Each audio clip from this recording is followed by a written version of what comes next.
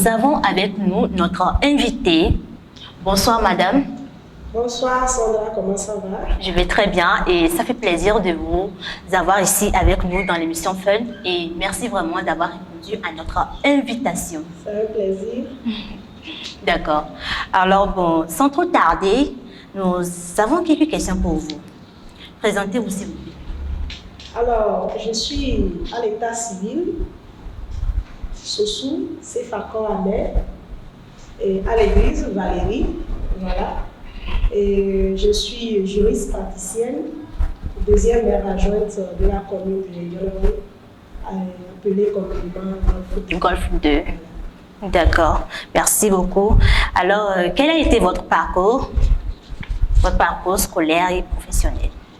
Bien, je peux dire d'abord mon parcours scolaire, il a été malgré les difficultés ou bien les épreuves maladives. Elle a été, cette vie scolaire, elle a été formidable. Elle marquait d'excellence et de fierté, surtout venant de mes parents et de mes enseignants. Je me rappelle encore des comportements de mes enseignants quand j'avais été déclarée admise au baccalauréat en deuxième partie, puisque dans tout l'établissement, j'étais la seule élève fille qui a réussi sur toutes les séries. Wow. Donc, et tous, surtout tu nous as fait honneur, tu es notre fierté, tous les enseignants, parce que mon parcours, vous savez, j'ai eu le bac A4, mais quand vous voyez un peu mon parcours dans les relevés, vous ne saurez pas que c'est une littéraire. Voilà, je suis tantôt littéraire, je suis scientifique, je suis tout. Ce qui veut dire que vous étiez forte en tout. Oui, j'étais cette petite qui aimait beaucoup les défis. Et donc, j'aimais aussi déranger les enseignants, puisque mon papa même est enseignant. Donc, on peut dire que de la maison, on est forgé un peu. Et même si j'ai compris la leçon, je n'hésite pas à lever mon doigt pour poser encore des questions, les déranger. J'ai cette soif de connaissances, et donc c'est un peu ça. C'était un parcours aussi marqué de mon engagement dans les clubs culturels sportifs, parce que très tôt, j'avais ce besoin de me faire quand même une place, de me donner une place dans le monde culturel sportif. Aujourd'hui, tout à l'heure, je vais vous dire, ce qu'on est depuis le créateur, c'est ce qu'on peut donner. Alors, le parcours professionnel, je peux dire, il a commencé avec ma formation professionnelle à l'École nationale d'administration ENA de Lomé en 2007. Voilà, et déjà, ma carrière aussi a commencé aussitôt, et avec la fin de formation en 2011. Et dans ce parcours, j'ai fait tout de suite 2 ans à Lomé. J'ai servi à Lomé 2 ans. Et après, j'ai été affectée à l'intérieur du pays où j'ai fait pratiquement 5 ans. Donc au jour d'aujourd'hui, ce parcours professionnel, je suis dans ma 11e année. 11e année. 11e année de carrière professionnelle. Judiciaire, il faut préciser, comme je l'ai dit dans ma présentation. Judiciaire. Juriste praticienne. Nous avons des juristes de toutes les catégories, mais je suis sur le terrain, là je pratique directement. Non, naturellement dans les juridictions du pays. Et donc, après l'intérieur, 5 ans, j'ai été affectée sur Lomé, où en 2018 précisément. Et 1 an plus tard, ce parcours professionnel s'est déguisé encore avec ce que je suis aujourd'hui sur le plan municipal, c'est-à-dire une carrière politique qui s'ajoute à la carrière judiciaire associative. Donc, voilà un peu de façon ramassée mon parcours. Wow, vraiment, c'est vraiment à féliciter. Alors, madame, dites-nous comment vous décrire en 3 mots. 3 mots. 3 mots. J'aime sourire quand on me pose cette question. Pourquoi je vais déjà pas parler de moi-même. Il faut juste retenir que vous avez une femme rigoureuse, qui aime la rigueur dans tout ce qu'elle entreprend et tout ce qu'elle fait. Une femme humble et une femme qui craint Dieu. Voilà, les 3 mots. comme ces 3 mots vous avez demandé, donc je vous donne les 3 mots. Le reste, il faut chercher. D'accord, nous-mêmes on va chercher, c'est ça. Les internautes qui vous aiment bien, on va chercher ça. Merci bien. Alors aujourd'hui, vous occupez quel poste de responsabilité? Parce que sûrement que... Je vais mettre un petit test auquel,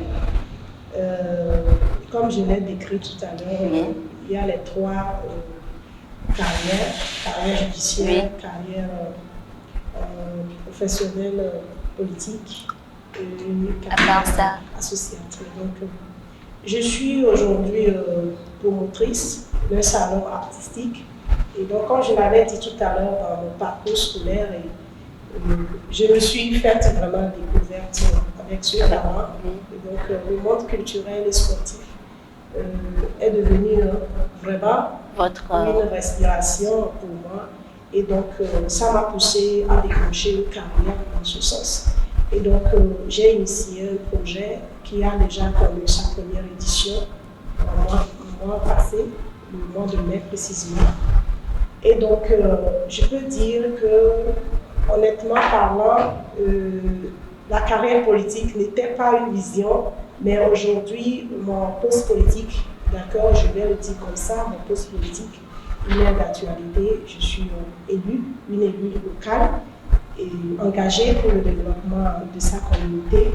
Et ça ne m'exclut pas de continuer ma carrière judiciaire. Il n'y a pas un jour où je me réveille avec un dossier judiciaire, quelqu'un qui t'appelle pour dire voilà, il y a un problème, puisque dans les tribunaux, nous, on ne fait que donner solution au problème. Donc, et je continue par occuper ces responsabilités en tant que travailleur. D'accord. Comment est-ce que vous arrivez à faire tous ces trucs-là au même moment?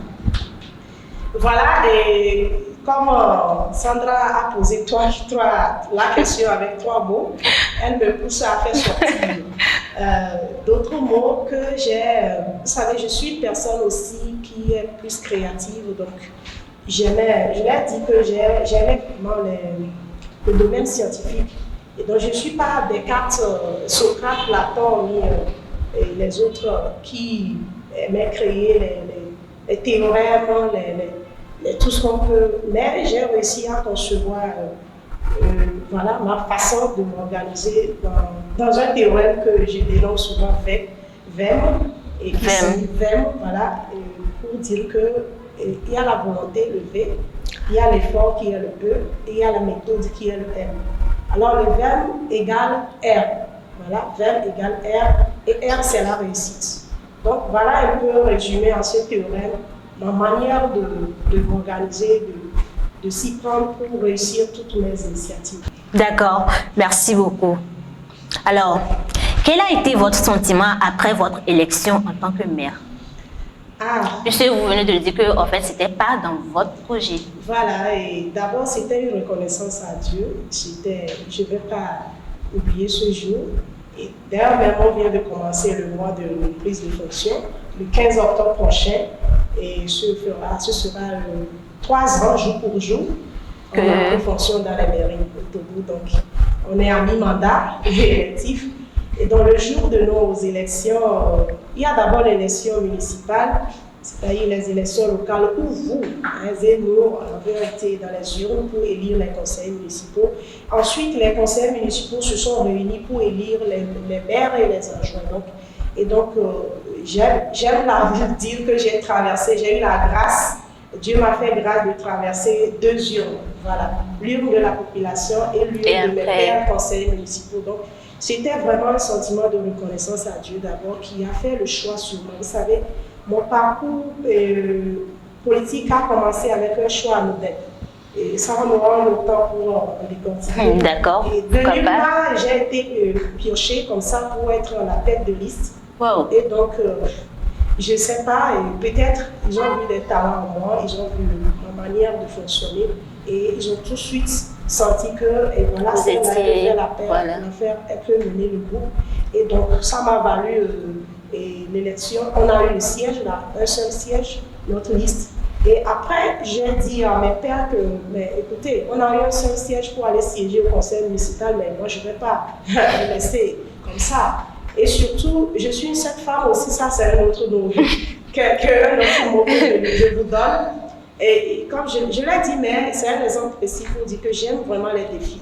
Quand c'est revenu, j'ai connu les autres pères. Sur 19 élus, on était 3 femmes. Et comme j'aimais vraiment relever les défis, le défi du genre s'est présenté tout de suite à moi. Et j'ai dit, ah, niet, un groupe municipal où il y a plus d'hommes que de femmes, je ne veux pas laisser l'exécutif communal, c'est-à-dire l'organe qui va diriger la commune pendant 6 ans, rien que des testicules, excusez-moi le terme. Et donc, en tant que femme, j'ai dit, mais les 2 autres collègues femmes, je n'ai pas besoin de leur approbation. On ne se connaît pas, on est venu, chacune est venue de son entité politique. Et je me suis battue, je me suis imposée, et avec les jeux d'alliance, et donc ça m'a fait donner le poste de membre de l'exécutif communal. Et donc, je suis très fière, en dehors de la reconnaissance à Dieu, c'est un sentiment de fierté. Et pour dire qu'au bout de l'effort, il y a toujours le succès. Voilà, c'est ça. D'accord, merci beaucoup. Aimez-vous la musique togolaise? Si oui, quel est le morceau togolais du moment que vous appréciez le plus? Ah, vraiment, les journalistes aiment vraiment les questions pièges, hein? Non. Et tout de suite, il y a mon jeune frère Boris Ketoglo, que je salue de passage. Moi, mes goûts sont vraiment nombreux. Mais le fait qu'il mélange un peu la culture afro, d'accord, dans tout ce qu'il fait comme composition musicale, et ça me révèle un peu une identité culturelle afro qui me suit aussi. Parce que vous savez, ça je vous révèle aussi cela sur moi. Voilà. Si vous avez voulu me découvrir. Pendant des années, j'ai été confrontée à une afro-américaine. Il y a même des gens qui ne m'ont jamais vu, quand ils écoutent, ils voient mon profil, ils disent, mais vous n'êtes pas une latino? Vraiment, vraiment. Donc, même à l'école nationale d'administration, puisqu'il y avait des étrangers qui venaient, j'ai été toujours confrontée, voilà. Difficilement me prendre pour une togolaise. Donc, je ne sais pas, voilà. Donc, ça veut dire quoi? Et Boris, dans sa composition, surtout le morceau Serment, le Serment, son enfant actuel, Serment, ça me révèle vraiment qui je suis, qui je dois être pour demain. Donc j'aime bien le morceau qui est actuellement sur la page. Ça me plonge dans un esprit de concentration pour essayer de voir un peu. Et puis le zouk, là j'attire l'attention de la jeunesse que le zouk ce n'est pas forcément pour rester un peu dans les angles de l'amour, mais derrière la musique douce, c'est une vertu, il y a un médicament, il y a la douceur, voilà, la tendresse, ce sont des vertus. Et comme j'aime vraiment les vertus, ça me donne vraiment. Sur un corps qui vit tout en écoutant du voilà, bon. ça me fait détendre. D'accord. Ça m'apaise. Alors, quel regard portez-vous sur la jeunesse togolaise en général et en particulier celle de votre commune? Les jeunes d'aujourd'hui, ils ont une grande opportunité que nous n'avons pas. J'aime toujours le dire. Je commence toujours comme ça. Et chers jeunes togolais, je vous demande de saisir toutes les opportunités que vous avez aujourd'hui. Parce que vos aînés n'ont pas eu ça.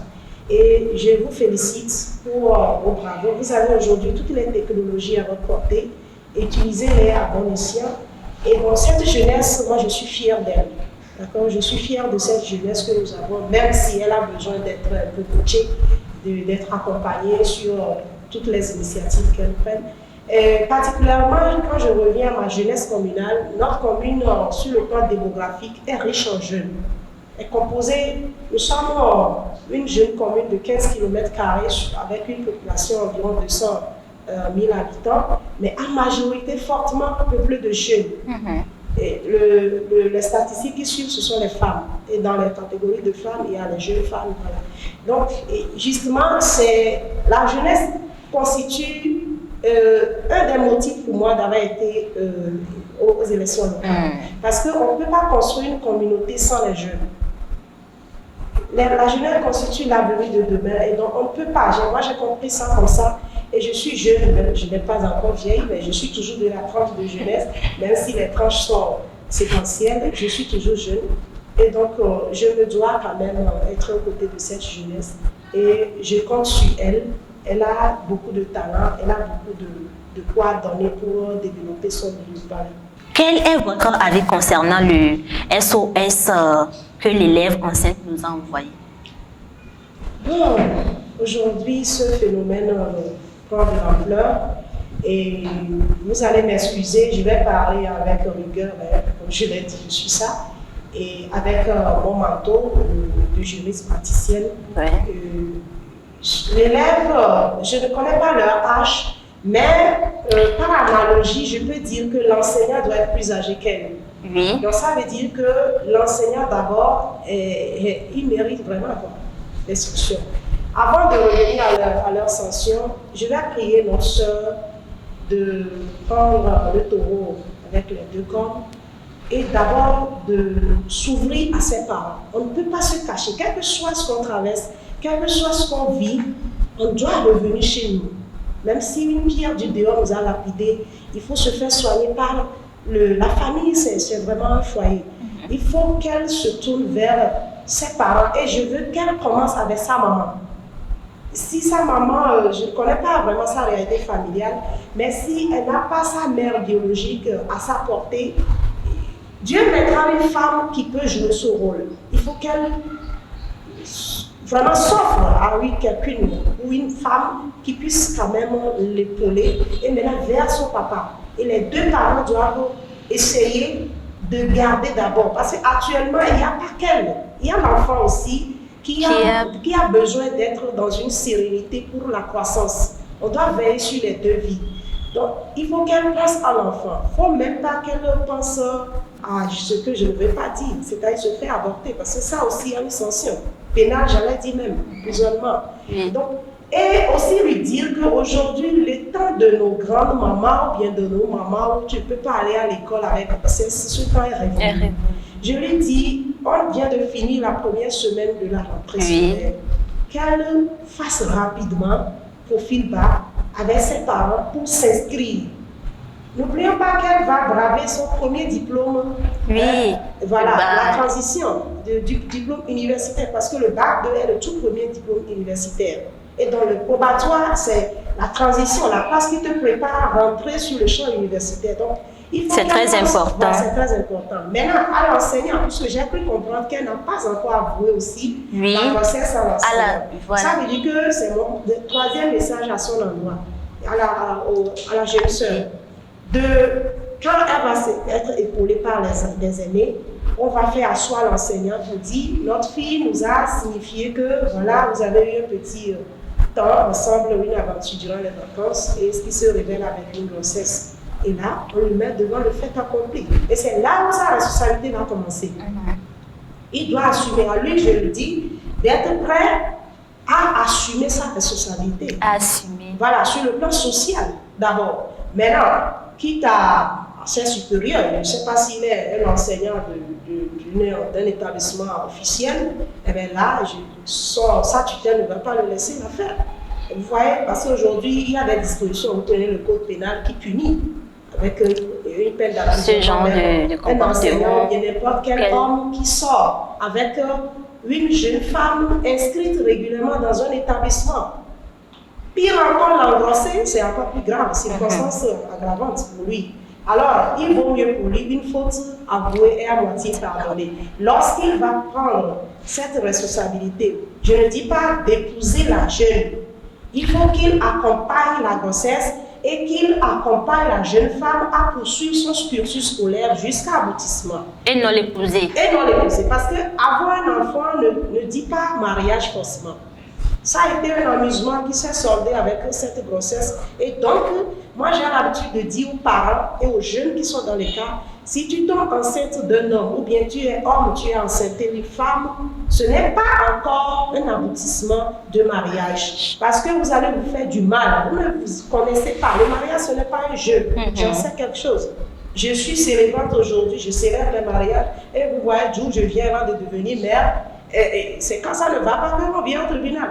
J'ai les éléments pour vraiment dire de quoi je suis en train de parler. Voilà ce que je veux dire. Et je leur dis beaucoup de courage. Ce soit la jeune sœur, pendant 9 mois scolaires, il y a eu des gens, le jour de l'examen, elle a accouché. Et je prie Dieu pour vraiment lui octroyer une réussite scolaire en fin d'année scolaire et en même temps avec une bénédiction. Avec ce bébé. C'est une bénédiction qu'elle a. Il ne faut pas qu'elle voie le mal dans ça. Tout mal concourt au bien à ceux qui aiment Dieu. C'est une époque qui est arrivée. Il faut qu'elle s'en serve pour rebondir. pour reconstruire sa vie et non se laisser avouer vaincu. Ce n'est pas bien. Ça va être dramatique pour elle-même et pour son entourage familial. Et elle va indirectement infecter l'enseignant aussi, qui par ricochet va aussi subir des conséquences qui vont se rejaillir sur aussi son entourage. Et on ne peut pas vivre dans une communauté comme ça. Il faut à tout prix avoir la cohésion sociale. Voilà un peu ce que je peux dire sur la question. D'accord, merci beaucoup madame pour ce beau message. Et enfin, quelles sont vos appréciations à l'endroit de cette émission Fun? Bon, je salue l'initiative Fun. Je suis curieuse, c'est en anglais, c'est en français, c'est en fond. Je ne sais pas, mais... C'est en anglais. En anglais, Fun, est-ce que vous voulez dire, vous voulez promouvoir divertissement? Vous, les jeunes d'aujourd'hui, vous avez tellement de concepts, c'est votre temps, profitez-en. Je salue d'abord l'initiative, d'accord? Je vous félicite. Et toute l'équipe, le leader de l'équipe et toutes les composantes techniques, vous, les présentateurs, animateurs, tous ceux qui, voilà, les caméras, voilà, ceux qui de loin, qui sont en train de manager les machines. Et donc, c'est une belle initiative. Les médias en ligne aujourd'hui nous montrent cette capacité, une autre manière de communiquer avec la communication digitale. Et donc, je tiens et je souhaite vraiment une bonne réussite, succès à cette chaîne et que vous soyez connus par tout le monde, mais particulièrement pour vous, que vous soyez suivis. Puisque je crois que c'est une chaîne remplie de jeunes. Donc, il faut que les jeunes, toutes les générations vous suivent pour que chacun tire une leçon de vos émissions. Et encore une fois, félicitations et à vos téléspectateurs, tous ceux qui vous suivent aussi. Soyez fidèles, c'est vous qui faites de la chaîne ce qu'elle doit être, ce qu'elle doit devenir. Merci. D'accord, merci beaucoup madame. Merci vraiment d'avoir accepté de venir dans notre émission. Vous m'avez fait. Vraiment. Je vous êtes caché, mais vous n'êtes pas caché. Non, pas toute vraiment. La planète. Et je me suis déplacée, c'est un honneur. Et je vous remercie pour cette invitation. D'accord. Et j'espère qu'on se reverra bientôt. Oui, certainement. Alors, c'était madame Soso Sifako Valérie, maire adjointe de la commune du Golfe 2. Alors, c'était Fun, votre émission de bonne humeur. Chers internautes, on se retrouve dans notre prochain numéro.